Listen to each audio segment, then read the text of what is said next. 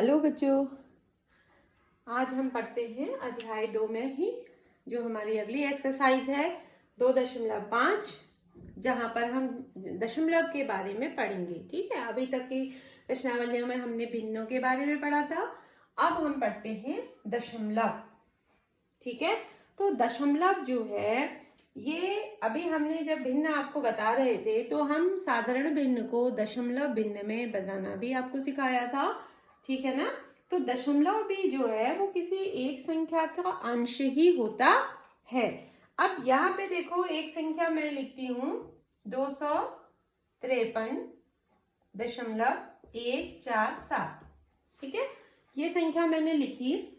253 के बाद दशमलव के बाद हमने इसको पढ़ा 147। तो पहले देखो, दशमलव संख्याओं को पढ़ने के लिए हम दशमलव के बाद की संख्याओं को एक एक संख्या को हम अलग अलग पढ़ते हैं। और यहाँ पे जो ये यूनिट है ये पूरे पूर्ण संख्या है ना 253, इसलिए हमने इसको पूरा पढ़ा। 253 पूरा है और फिर 253 के बाद जो अगली एक संख्या है उसका 1/4/7वां भाग है। ठीक है ना। अब देखो, हम इन संख्याओं को पूर्ण संख्याओं के लिए हम कैसे इनको इनके स्थानीय मान हम देखते हैं। 3 इसका हम कहते हैं कि ये इकाई का अंक है, इकाई है। फिर है ना, दाईं ओर से हम बाईं ओर को जा रहे हैं। 3 इकाई, 5 क्या हो गई, दहाई, और 2 हो गया सैकड़ा। ठीक है, इसको हम ऐसे ले लेते हैं। 3 इकाई, 2 हो गई दहाई, 5 हो गई दहाई और 2 हो गया सैकड़ा। ठीक है ना। तो इस तरीके से हम इनको स्थानीय मान के रूप में हम पढ़ते हैं। 3 इकाई है इसमें, 5 दहाई है और 2 सैकड़ा है। अर्थात 2 का मान कितना, 2 का स्थानीय मान है कितना, 100, और 5 का स्थानीय मान है दहाई, 10। ठीक है, स्थानीय मान दहाई का अंक है, 2 सैकड़े में है तो इसका स्थानीय मान क्या हो गया, सैकड़ा। ठीक है, और इसका अपना मान हो गया 200। ऐसे ही 3 इकाई स्थान पे है तो इसका स्थानीय मान हो गया कितना, इकाई 3। अब दशमलव के बाद की जो संख्याएं हैं इनको हम कैसे देखते हैं, तो इसको दशमलव से पहले की संख्याओं को हम दाएं से बाईं ओर को जाते हुए इकाई, दहाई, सैकड़ा, हजार इस तरह से लिखते हैं।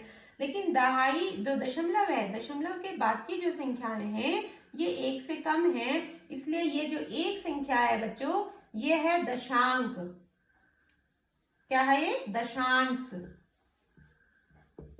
ठीक है, दशांश मतलब 1 का 10वां अंश। और जो 4 है शतांश। ठीक है, मतलब 1 का 1/4 हिस्सा। और जो ये 7 आपको दिख रहा है ये है सहस्त्रांश। ठीक है ना, मतलब 1 का कौन सा हिस्सा, 1000वां हिस्सा। ठीक है, तो ये दशांश, शतांश और ये सहस्त्रांश।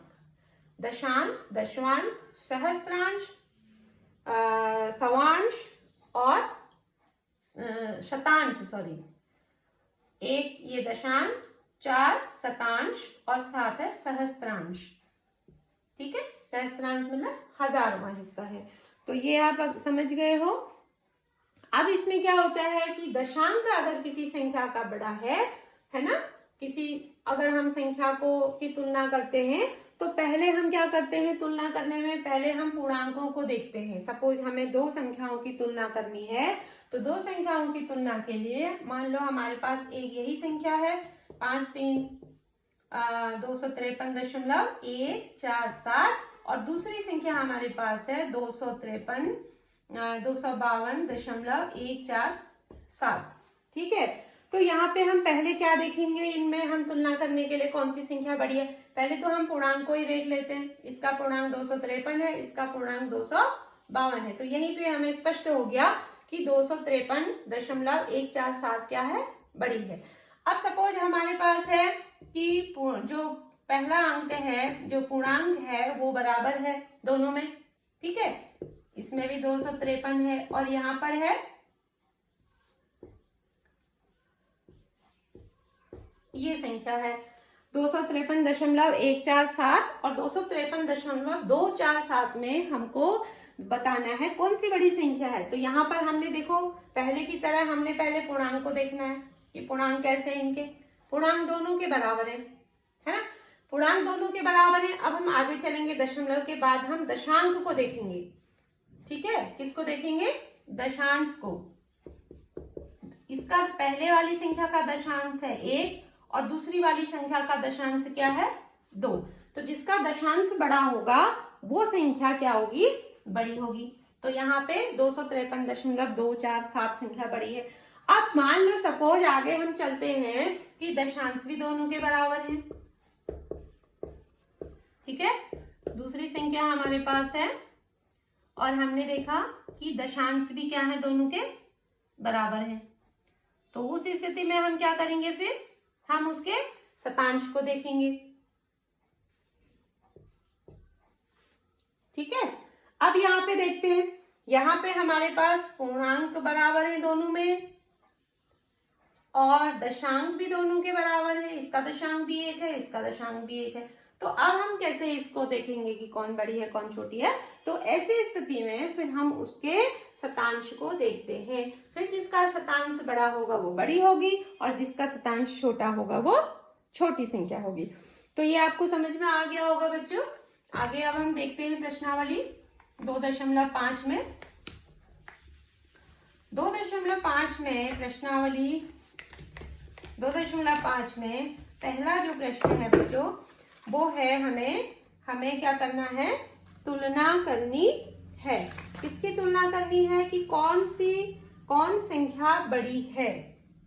ठीक है, जैसे कि अभी हम आपको बता रहे थे 0.5 बड़ी है या 0.05 बड़ी है। इसमें से हमने देखना है कि कौन सी संख्या बड़ी है।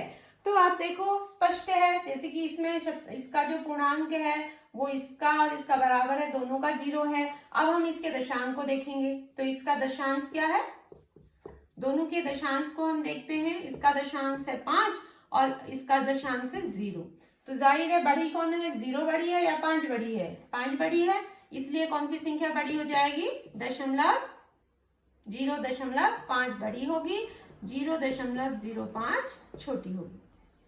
इसी तरह से एक और प्रश्न देख लेते हैं, 7 या 0.7।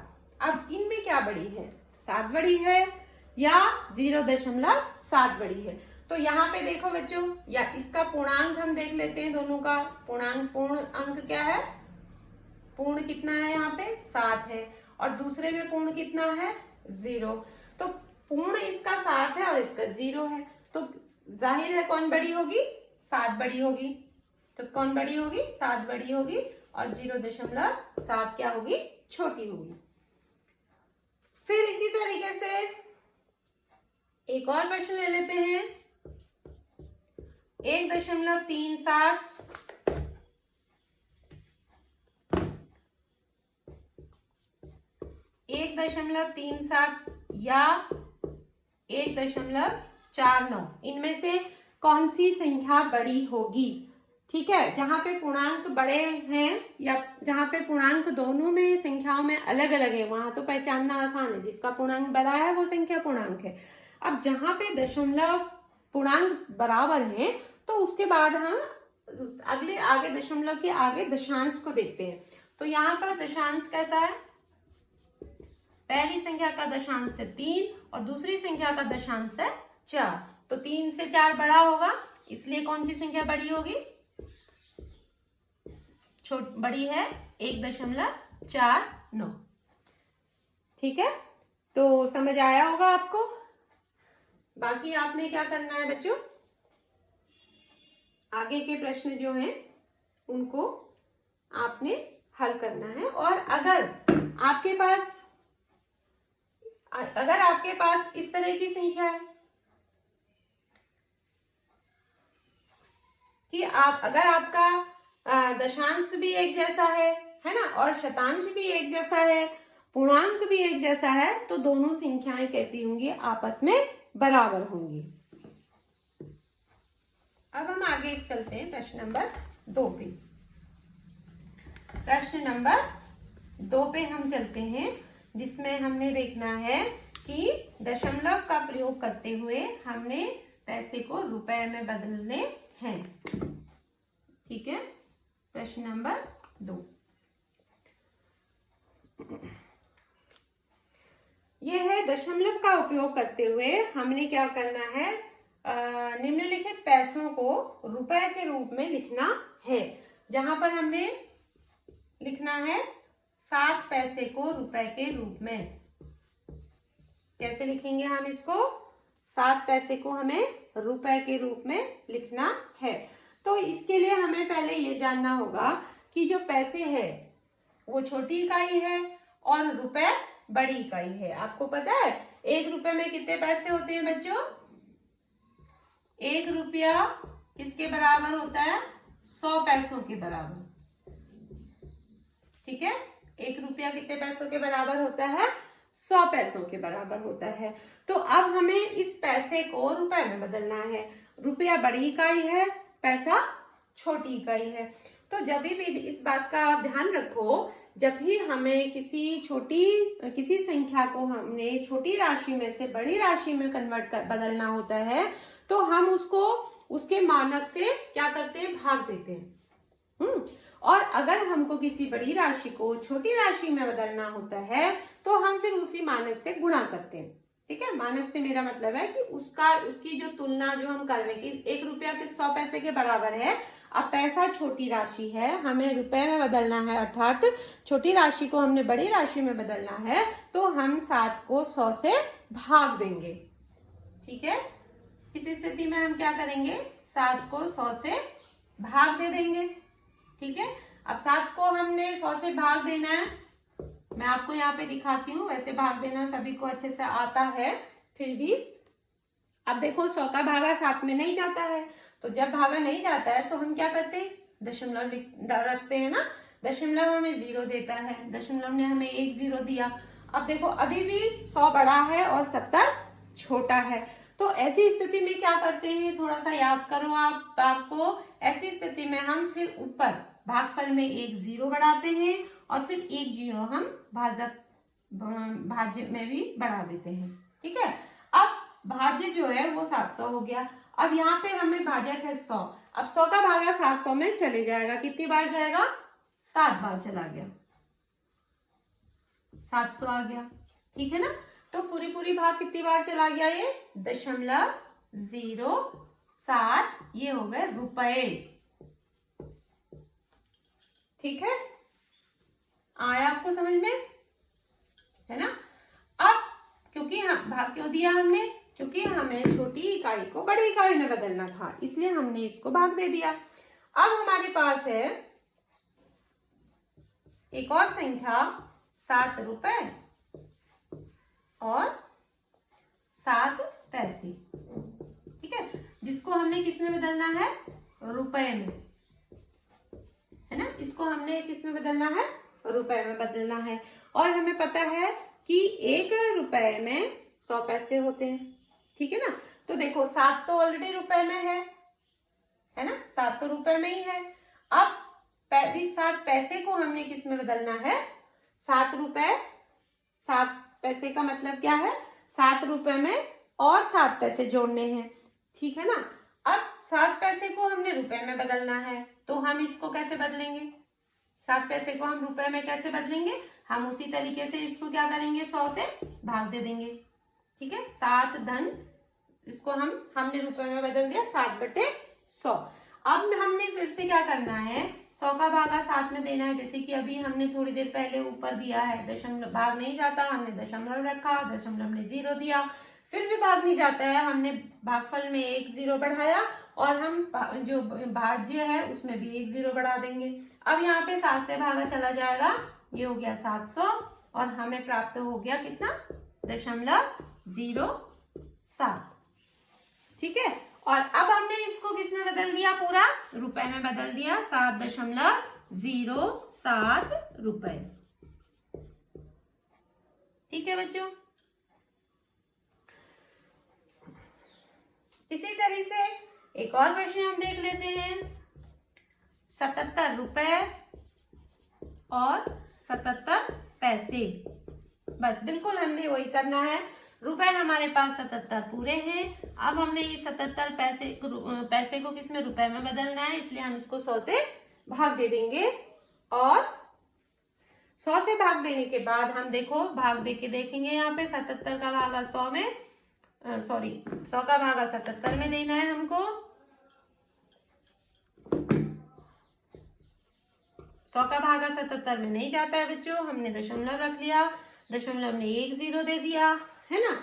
अब 100 का भागा 7 बार गया, यहाँ पे 700 हो गए, हमने घटाया 70 आया। अभी भी 70 में 100 का भागा नहीं जाता है और दशमलव हमें 3 0 देता है, तो 1 0 हमने यहाँ पे रख लिया, ठीक है। और फिर से हम इसको 7 से भाग दे देंगे, तो कितना आ गया ये 77 धन दशमलव 77, और ये क्या हो गया 77.77 रुपए। ठीक है, ये आपको समझ आ गया होगा। तो इसी तरीके से हमें किसी छोटी राशि को जब हम बड़ी राशि में बदलते हैं तो हम उसे भाग देते हैं, और अगर हम बड़ी राशि को छोटी राशि में बदल रहे हैं तो हम गुणा करते हैं। अब हम पढ़ते हैं प्रश्न नंबर 3। प्रश्न नंबर 3 में हमने देखना है कि मीटर को कैसे सेंटीमीटर में बदलते, सेंटीमीटर को मीटर में बदलना, मीटर को किलोमीटर में बदलना। ठीक है, तो यहाँ पे क्वेश्चन नंबर 3 है। क्वेश्चन नंबर 3 है 5 सेंटीमीटर को पहले मीटर में बदलो और फिर किस में बदलो, किलोमीटर में।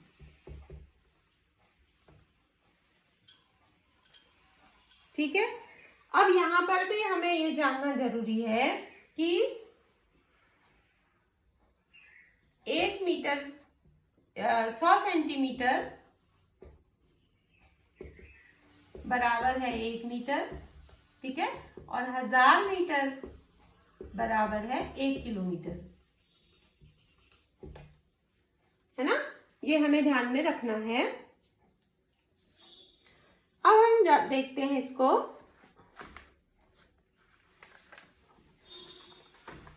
हमने क्या बदलना है, 5 सेंटीमीटर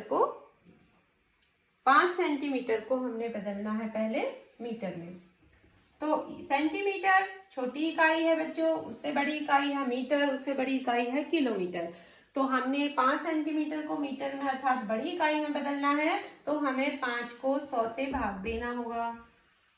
ठीक है ना, 5 को 100 से भाग देना है, और फिर हमने इसको बदलना, कितना हो गया, ये हमने इसको मीटर में बदला, फिर हमने 100 का भागा 5 में दिया, जैसे कि हम पीछे से देते आ रहे हैं। ये आप भी अपनी रफ कॉपी में करते रहो। यहाँ पे दशमलव रखा 50, फिर भी भागा नहीं जाता है, हमने यहाँ 0 बढ़ाया, यहाँ भी 0 बढ़ाया, 500 हो गया। अब 100 का भागा 5 बार चला गया, तो ये बदल गया 0.05 मीटर। क्या हो गया, वे 0.05 मीटर हो गया है। ठीक है, अब हमें क्या करना है, किलोमीटर में बदलना है। ये हमने बदला मीटर में, अब हमने बदलना है किलोमीटर में। तो ये क्या हो जाएगा, 5/100, ये तो मीटर में बदला हमने, गुणा फिर 1 किलोमीटर में कितने मीटर आते हैं, 1000, गुणा 1000। ठीक है, अब हम आगे बढ़ते हैं।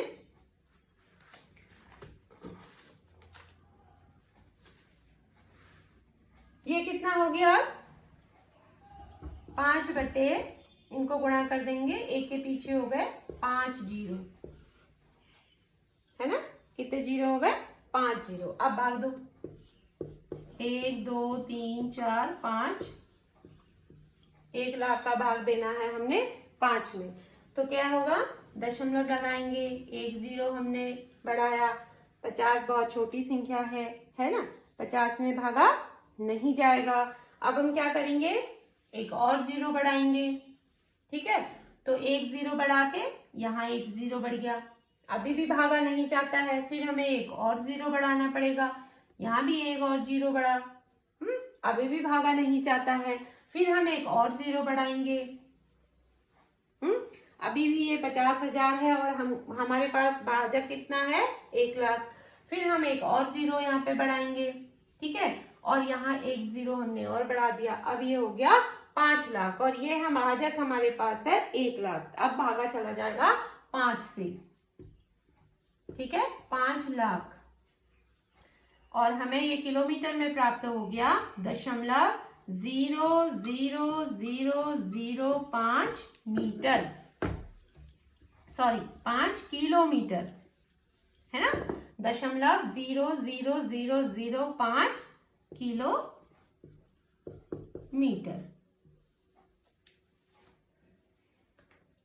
ठीक है बच्चों, अब इसी तरीके से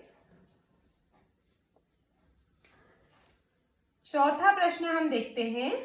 चौथा प्रश्न जो है वो है, हमें क्या करना है, हमें संख्याओं को किलोग्राम में व्यक्त करना है। हमें संख्याएं दी हुई है ग्राम में और हमें इन संख्याओं को किलोग्राम में दिखाना है। तो चलते हैं प्रश्न नंबर 4 की ओर।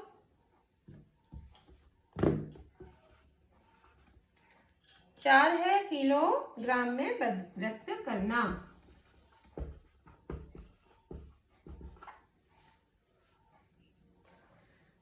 अब देखो यहाँ पे हमें दिया हुआ है 200 ग्राम। 200 ग्राम को हमने किलोग्राम में बदलना है और यहाँ पे ध्यान रखो 1 किलोग्राम 1000 ग्राम बराबर होते हैं 1 किलोग्राम के। 1 किलोग्राम में 1000 ग्राम आते हैं। तो ग्राम छोटी इकाई है और किलोग्राम बड़ी इकाई है। अब हमें इस छोटी इकाई को बड़ी इकाई में व्यक्त करना है, तो पूर्व की भांति हम इसको क्या करेंगे, 1000 से भाग देंगे। ठीक है, इसको हम 1000 से भाग देंगे बच्चों। तो ये क्या आ गया, इस 0 से ये 0 कट गया और इस 0 से ये 0 कट गया। अब शेष क्या बचा, 2/10। क्या बचा शेष यहाँ पे, 2/10। इससे हमें भागा देने में आसानी हो जाएगी ना। तो 10 का भागा हमने 2 में देना है। 10 का भागा 2 में जाएगा नहीं ना, क्योंकि 2 छोटी संख्या है। तो हमने फिर से यहाँ दशमलव रखा, दशमलव ने 1 0 दिया, ये हो गया 20 और 10 का भागा 20 में 2 बार चला गया। तो हमें प्राप्त हो गया ये 0.2 किलोमीटर, या इसको हम शॉर्ट में किमी भी कहते हैं। ठीक है, अब देखते हैं इसी तरह से एक और प्रश्न देख लेते हैं, जो कि है 3470 ग्राम। ठीक है, अब यहाँ पे भी हमें क्या करना है, इस ग्राम को हमने छोटी इकाई से बड़ी इकाई में रखना है। तो 3470 को हम किससे भागा देंगे, 1000 से भाग देंगे। ठीक है, अब यहाँ पे देखो इस 0 से ये 0 कट गया हमारा और 100 का भागा हम दे देंगे कितने में, 347 में हम 100 का भागा दे देंगे। पहले गया 3 बार 300, फिर 4 47 शेष बच गया। 47 में 100 का भागा जाता नहीं है, तो यहाँ पे हम दशमलव रखेंगे। दशमलव ने 1 0 दिया, अब भागा चला गया 4 बार, फिर आया 70, दशमलव ने 1 और 0 दिया और फिर चला गया 7 बार और ये हमें प्राप्त हो गया 3.47 किलो किमी। किलो किमी नहीं, किलोग्राम। ठीक है, किलोग्राम बच्चों, किग्राम, इसको सुधार देती हूं मैं, किग्राम, हाँ किलोग्राम। तो ये हमें क्या प्राप्त हुआ, 3.47 किलोग्राम, या इसको हम शॉर्ट में किग्रा भी कहते हैं। ठीक है ना, तो ये आपको समझ में आया होगा बच्चों। अब हम आगे देखते हैं कि इन दशमलव संख्याओं को विस्तारित रूप में लिखना है ना, विस्तारित रूप में लिखना। जैसे कि हम संख्याओं को उनके स्थानीय मान के को रखते हुए लिखते हैं ना, उनके स्थान के हिसाब से, उसको हम स्थानीय मान कहते हैं, उसको हम विस्तारित रूप कहते हैं ना, उनके स्थानीय मान के साथ जब हम लिखते हैं तो यहाँ पर भी हमें किसमें लिखना है संख्या को, उसके विस्तारित रूप में, अर्थात उसके स्थानीय मान के साथ हमें लिखना है। क्वेश्चन नंबर 5 क्या है, विस्तारित रूप। संख्या है हमारे पास 20.03, ठीक है ना, 20.03 हमारे पास संख्या है और इस संख्या को हमने इसके विस्तारित रूप में लिखना है। तो देखो बच्चों, पहले हम पूर्ण संख्या को लिखेंगे। पूर्ण संख्या हमारे पास है 20, है ना, इकाई और दहाई। तो 2 का स्थानीय मान क्या है, दहाई, दहाई मतलब 10, ठीक है। 2 का मान हो गया 2 गुणा 10 उसके स्थानीय मान के साथ। अब 0 है इकाई का अंक, तो ये 0 है, 0 गुणा 1, इकाई का मान कितना होता है, 1 होता है। धन, अब दशमलव के बाद देखो ये 0 क्या है, दशांश, ये है दशांश और ये है शतरांश। तो दशांश हो गया 10वां भाग, अर्थात कि 1/10, 0 गुणा 1/10, 0 गुणा 1/10। फिर शतांश, शतांश हो गया 3 गुणा 1/100। तो इस तरीके से हमने इसको 20.03 को उसके विस्तारित मान के रूप में लिख दिया है। ऐसे ही एक और हम ले लेते हैं, संख्या ले लेते हैं हम 203.4, ठीक है। अब यहाँ पे देखो 3 है इकाई का अंक, 0 है दहाई का अंक, 2 है सैकड़े का अंक ना, इकाई दहाई सैकड़ा। तो 2 गुणा सैकड़ा है इसका स्थानीय मान, मतलब 1/100। धन 0 का स्थानीय मान है क्या, दहाई, तो 1/10। धन 3 का स्थानीय मान है 1, धन दशमलव ये दशांश है, इसका स्थानीय मान है 1/10, 4 गुणा 1/10। ये हमने इसको विस्तारित रूप में लिख लिया है, ठीक है। तो ये समझ आपको आ गया होगा और ये आप नोट भी कर लो। बाकी अभ्यास के लिए आप फिर से इस प्रश्नावली को अपने गृह कार्य में करेंगे हम वापस, ठीक है। अब क्वेश्चन नंबर 6 में हमको स्थानीय मान बताना है, ठीक है। स्थानीय मान, जिस स्थान पर वो अंक है वो उसका स्थानीय मान होता है। स्थान आपको बताया ना, इकाई, दहाई, सैकड़ा, हजार, 10,000 और दशमलव के बाद कौन से स्थान है, दशांश, है ना, और शतांश, सहस्त्रांश, ये दशमलव के बाद के अंक हैं। अब यहाँ पे हमारे पास एक संख्या है 2.56 में हमें 2 का स्थानीय मान बताना है। 2 का कितना स्थानीय मान है, इकाई, ठीक है। 2 का स्थानीय मान कितना है, इकाई। 2 किस स्थान पे है, इकाई के स्थान पे है ना, तो 2 का स्थानीय मान हो गया इकाई। और अगर हम इस 5 का स्थानीय मान बताएं तो इसका स्थानीय मान क्या हो गया, दशांश। और 6 का स्थानीय मान क्या हो गया, शतांश, ठीक है ना। तो इस तरीके से हमारे पास जो भी संख्या होती है हम वहां उसमें उसके सभी अंकों के स्थानीय मान आसानी से निकाल सकते हैं। जैसे कि हमारे पास एक और संख्या है ना, 2435। इसमें 5 का स्थानीय मान क्या हो गया, इकाई, 3 का स्थानीय मान दहाई, 4 का स्थानीय मान सैकड़ा, 2 का स्थानीय मान हजार, ठीक है ना।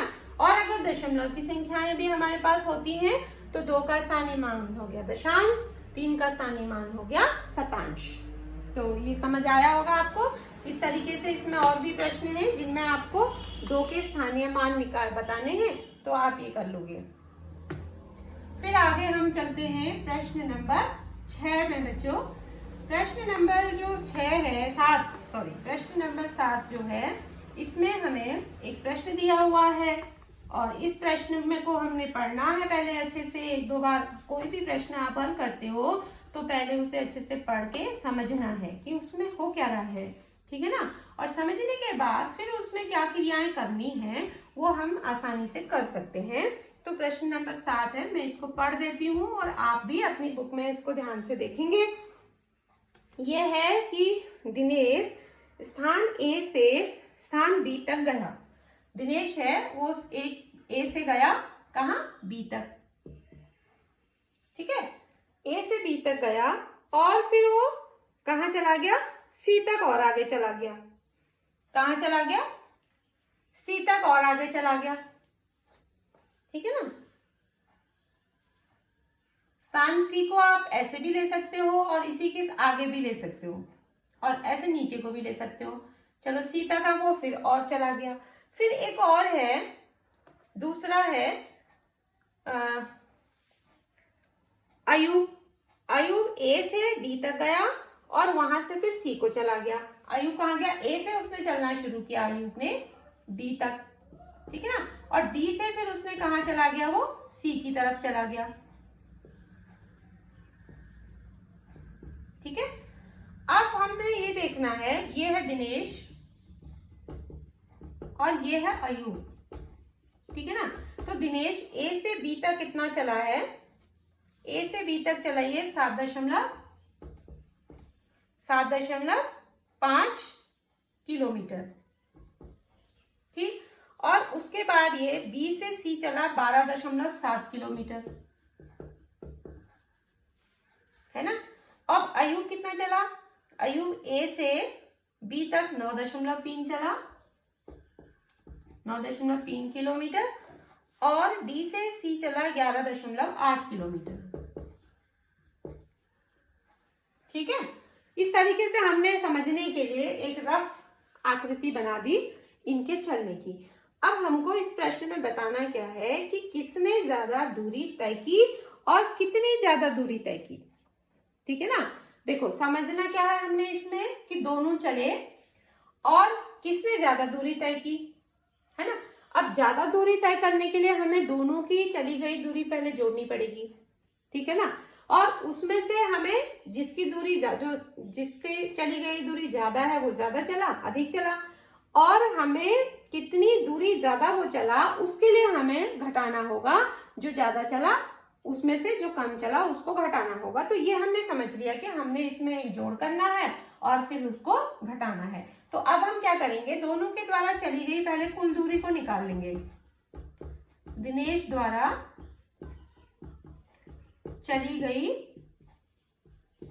कुल दूरी हमने पहले निकालनी है। तो दिनेश चला है 7.5 किलोमीटर धन 12.7 किलोमीटर। हम दोनों को जोड़ लेंगे। दशमलव के बाद एक अंक इधर भी है, एक अंक इधर भी है, 7 और 5 हो गए 12, ठीक है। हासिल 1, 2 और 1 3, 3 और 7 हो गए 10, हासिल 1, 1 हो गए 2 और दशमलव का अंक हम यहाँ पे लगा देंगे। ये इतने किलोमीटर चला, कितना 20.2 किलोमीटर चला दिनेश। अब अयूब के द्वारा चली गई दूरी भी निकाल लेंगे। अयूब द्वारा चली गई दूरी भी अब हम निकाल लेंगे। यहाँ पे अयूब चला है 9.3 किलोमीटर धन 11.8 किलोमीटर चला है अयूब। इसको भी हम जोड़ लेंगे, है ना। 8 और 3 हो गया 11, हासिल आया 1, 9 और 1 10, 10 1 11, हासिल आया 1, 1 और 1 2 और दशमलव हमने लगा दिया। ये चला अयूब चला 21.1 किलोमीटर। अब आप देखो दिनेश चला 20.2 किलोमीटर, अयूब चला 21.8 1 किलोमीटर। तो यहाँ पे साफ दिख रहा है ना, इसका पूर्णांक है 20, इसका पूर्णांक है 21। तो यहीं पे हमें पता चल जा रहा है कि अयूब ने अधिक दूरी तय की। ठीक है, अयूब ने अधिक दूरी तय की दिनेश से। कितनी तय की, है ना, कितनी दूरी तय की, ये भी तो हमने बताना है, कितनी अधिक दूरी तय की। तो उसके लिए हम क्या करेंगे, 21.1 में से हम घटा देंगे 20.2 को, है ना। और कक्षा 6 में हमने दशमलव का जोड़ घटाना तो सीखा ही है, फिर भी एक बार मैं आपको और करा देती हूँ। 21.1 बड़ी संख्या को ऊपर लिखेंगे घटाते समय, छोटी संख्या को हम दशमलव के नीचे हमने दशमलव लिखना है, इकाई के नीचे इकाई, दहाई के नीचे दहाई, सैकड़े के नीचे सैकड़ा, ऐसे ही दशमलव के बाद दशांश के नीचे दशांश, दूसरी संख्या का शतांश के नीचे शतांश, ऐसे हमने लिखना है। तो 20 है, ये लिख दिया दशमलव, इसका दशांक है 2, हमने ये घटाना है। यहाँ पे देखो घटाने के लिए सेम क्रिया करेंगे, 1 में से 2 नहीं घटता तो हमने एक यहाँ से उधार ले लिया, ये हो गया 11, 11 में से 2 गए 9। दशमलव को हम ऐसे ही लगा देंगे दशमलव की जगह पे, और यहां से हमने एक उधार लिया था, ठीक है ना। तो जो हमने उधार लिया था ये हो गया 0, 0 में से 0 गया 0, 2 में से 2 गया 0, तो ये कितना ज्यादा चला है, 0.9 किलोमीटर अयूब अधिक चला। कितना अधिक चला, 0.9 किलोमीटर अधिक चला। ठीक है, कौन अधिक चला है, अयूब अधिक चला है। तो इस तरीके से हम इबारती सवालों को हल करते हैं बच्चों। ठीक है, तो ये आपको समझ में आ गया होगा आपको ये अच्छे से। इसी तरीके के 2 इबारती सवाल और हैं, है ना। इनको मैं एक और प्रश्न आपको बता देती हूँ, 8वां, ताकि आपका और अच्छे से क्लियर हो जाएगा। 8वें प्रश्न में हमने क्या करना है कि श्यामा और सरला 2 हैं यहाँ पे करेक्टर, जिन्होंने फल खरीदे हैं, और हमने ये बताना है कि किसने ज्यादा फल खरीदे और किसने कम फल खरीदे। इस तरीके से हम पहले प्रश्न को अच्छे से पढ़ेंगे, पढ़ने के बाद हम समझेंगे कि हमें उसमें क्या करना है। ठीक है, तो 8वें प्रश्न को देखेंगे, मैं पढ़ती हूँ, आप सुनो ध्यान से और अपनी बुक में भी देखो। श्यामा ने 5 किलोग्राम 300 ग्राम सेब और 3 किलोग्राम 250 ग्राम आम खरीदे। और सरला ने 4 किलोग्राम 800 ग्राम संतरे और 4 किलो 150 ग्राम केले खरीदे। तो किसने अधिक फल खरीदे, है ना। तो पहले हम क्या करेंगे, पहले प्रश्न की तरह हम श्यामा और सरला दोनों द्वारा खरीदे गए आमों को जोड़ लेंगे।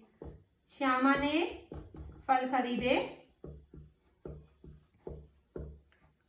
कितने फल खरीदे श्यामा ने,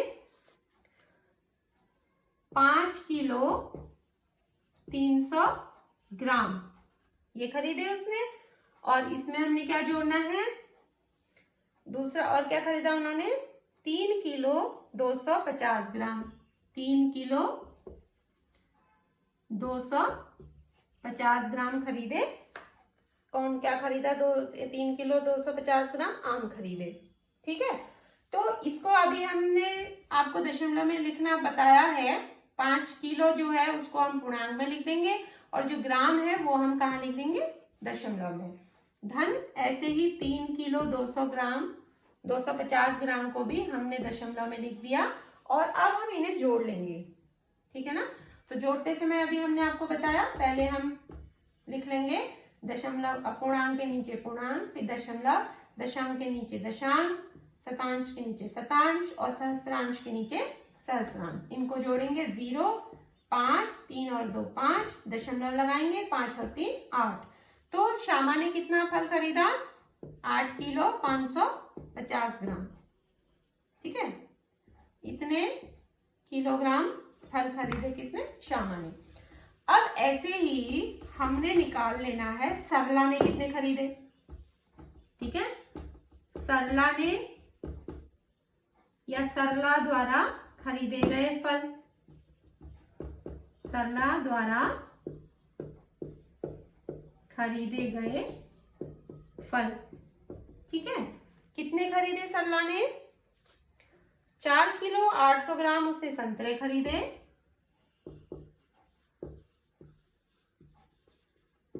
इसमें हम जोड़ देंगे 4 किलो 150 ग्राम उसने केले खरीदे।